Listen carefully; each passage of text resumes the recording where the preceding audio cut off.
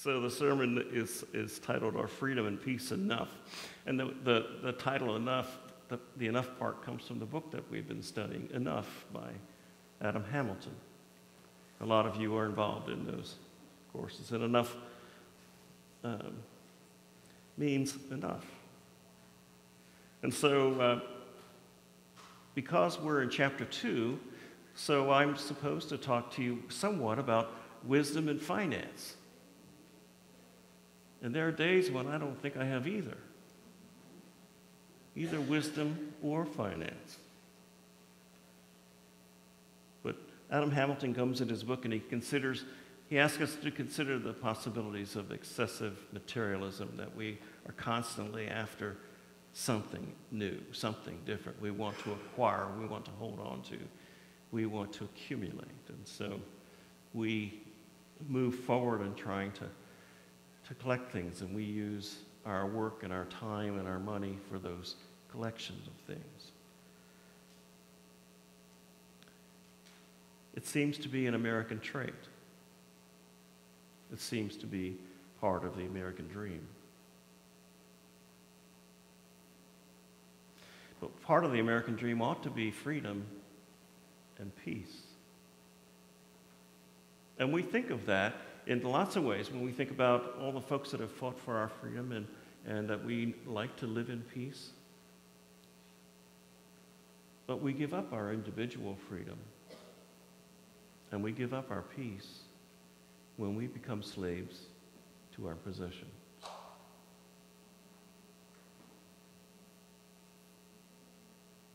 The prodigal son story I selected for today is not the full story, just a portion of it, just to remember that the prodigal son wanted to have things now. He had this urgency to get out and enjoy what he thought was his life.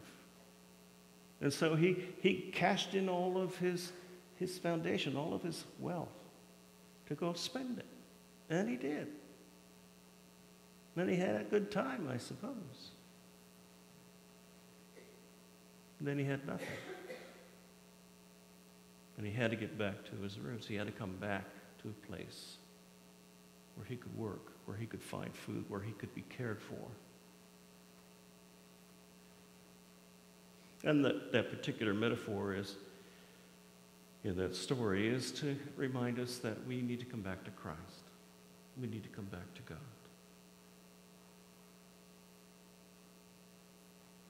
Instant gratification is not something you and I went through all the stuff to learn how to do our jobs, to get an education, to learn how to be good people. It's not something we learned in Sunday school as a child, and it's not something that we preach here.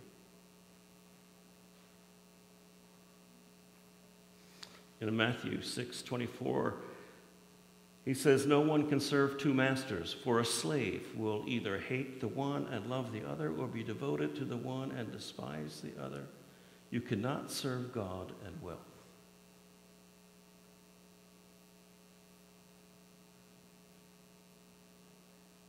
That is not an urgent call to be nasty to those who have wealth. There's nothing wrong with having wealth. The sin that is against ourselves when we become the slave to the wealth, when we become the servant of our possessions. And in effect, our possessions control our lives rather than us controlling them.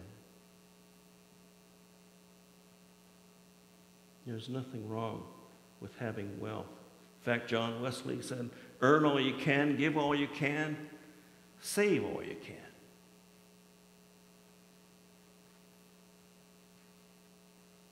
You need to do that? That's great.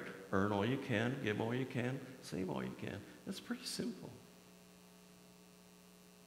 But the instant gratification, the accumulation of things, can help us depart from that, can push us away from that. We talk about our life's purpose. What is your life's purpose?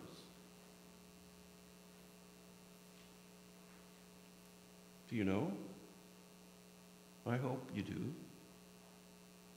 Well, let's just consider a couple of things. Let's see, you're either a man or a woman, a husband or a wife, a father or a mother. Those are good purposes. You might be a baker, a builder, a pastor, a janitor, a craftsman, a doctor, a nurse, an engineer, a coach, a scout leader. But you are also a disciple.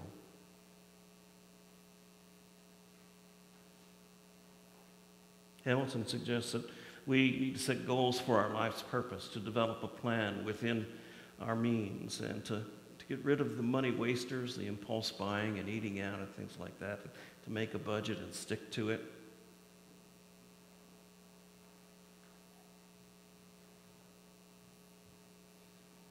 Those sounds like nasty things to do, don't they? I mean, a budget? Shoot. Are you kidding? And you mean no impulse buying? I mean, I can't let that red thing look so great, and it would look good on my mantle. No, can't get that. So, how do you set aside time for your life's purpose? When do you set aside time for your life's purpose? What gets in the way of your life's purpose? These are the questions that came up in my mind when I was reading this. What is my life's purpose? And what's keeping me from doing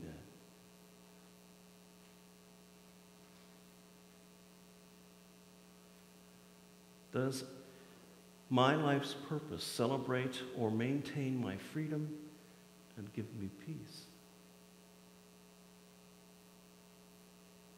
I want to tell you a story, a personal story. I worked for the railroad for a long time, doing research and finding why things broke. It was called failure analysis. That's the fancy term. It's a failure analysis. But every time something broke, I got a call. I had a voicemail system that was specifically for emergencies, and it was located down in Fort Worth.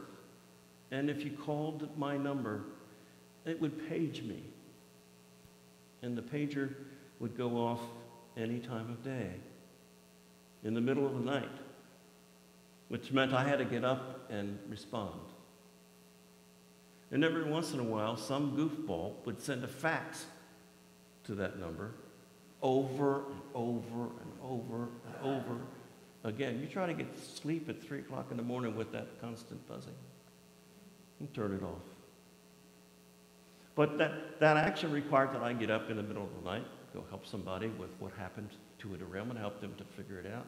Sometimes it meant I had to call a private plane and get on the plane and then go to that place that nobody really wanted to go, in the middle of the dark with all the critters, the snakes and stuff in the desert especially. And that happened over and over and over again. Then I'd have good trips where I'd go here and there. I go to New York, I go to San Francisco, I go to Melbourne, Florida, I go to Denver, to Vancouver, to Montreal, Toronto, Mexico City. And those were okay. But when you travel all the time, it gets old. Karen would say to me, we need to go here and go there. And when travel all day long, all the time, every day, I don't want to travel, I want to stay home. She was right. So I traveled a lot. And one day I'd been in San Francisco for a while, and then I flew directly to Melbourne, Florida, and I was gone over a week. And I came home and I said, how you doing? She said, I'm tired of living alone. What do you want me to do? She wants you to tell those people that you can't do all those things that you do all the time. And so that you don't have to do that anymore. I said, I'd like to do that, but they're still going to call on me. There aren't that many people in the country that do that. Unfortunately, I'm one of them. If you want real change, I'm going to have to quit. She said, fine, quit tomorrow.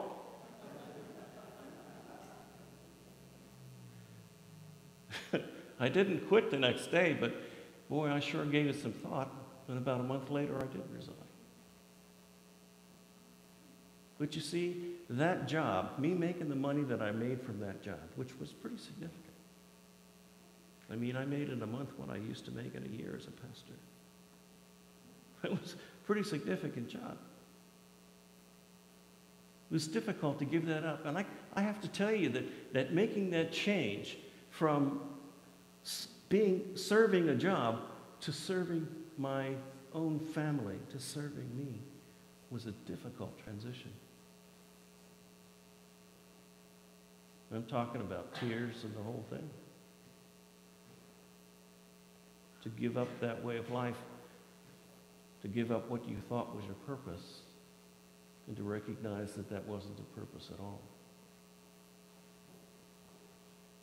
So what I'm asking you to do today, when I ask you to look for your purpose, is not something that you can just do at the dinner table. It takes time, it takes practice. Sometimes it'll take a little bit of pain. Take a lot of prayer.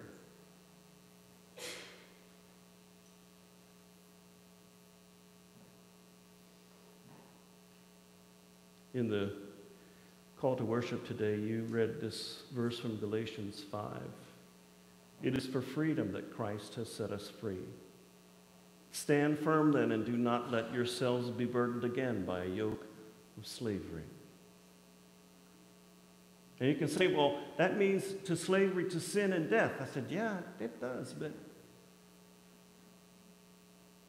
if you're not serving your life's purpose, you might as well be dead, because you're not getting any happiness from it. You're not getting any joy from it. You're not serving your family. You're not serving your church. You're not serving Christ.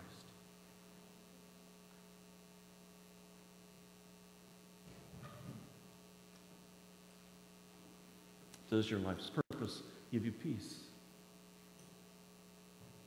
Does your life's purpose maintain your freedom?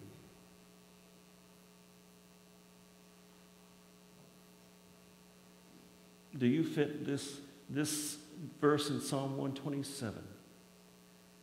It is vain that you rise up early and go late to rest, eating the bread of anxious toil. For he gives sleep to his beloved. Are you serving wealth, or does your wealth serve you? Are you at peace in what you do? Are you experiencing the love that you want? Are you full? Are you experiencing what Jesus came here for? He said in John 10:10, the Spirit, the thief, comes to steal, kill, and destroy. I have come that they might have life and have it abundantly. Are you living abundantly in your freedom and your life purpose? And is freedom and peace enough? Amen.